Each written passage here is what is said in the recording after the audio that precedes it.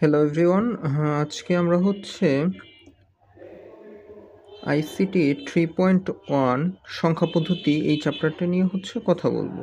সংখ্যা পদ্ধতি 3.1। এখন দেখেন, প্রথমত চ্যাপ্টার 3 এটাকে দুইটা পার্টে ভাগ করা হয়। একটা হচ্ছে 3.1 আর একটা হচ্ছে 3.2।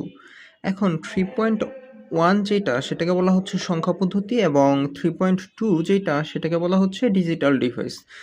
যাই হোক, আমরা এই পার্টটা নিয়ে এখন কথা বলবো। আপনি বোর্ডে এই পার্ট থেকে সিকিউতে 10 মার্ক শিওর কমন পাবেন। 3.1 থেকে একটা কমন পাবেন, 3.2 থেকে একটা কমন পাবেন। এখন দেখেন, আমি যদি বলি আপনাকে কি কি পড়তে হবে, কি কি পড়তে হবে।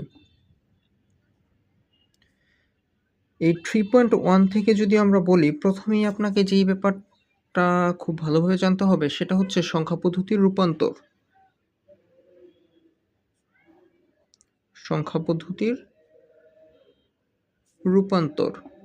এখন দেখেন, সংখ্যা পদ্ধতির রূপান্তর আমাদের 12 ধরনের রূপান্তর, মিনিমাম 12 ধরনের। এছাড়াও কিছু রূপান্তর চলে আসে, বাট আপনাকে বেসিক এই 12 ধরনের রূপান্তর মাস্ট বি জানতেই হবে। আচ্ছা, এরপরে যদি বলি সেটা সংখ্যা পদ্ধতির যোগ।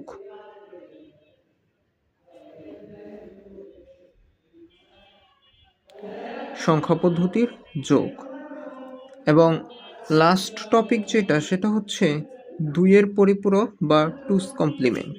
দুইয়ের পরিপূরক।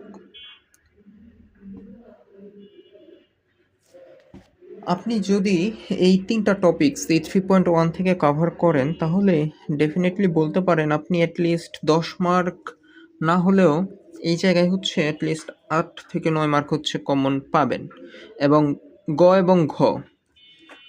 এবং ঘ ডেফিনেটলি এই তিনটা টপিকস থেকে 100% কমন পাবেন।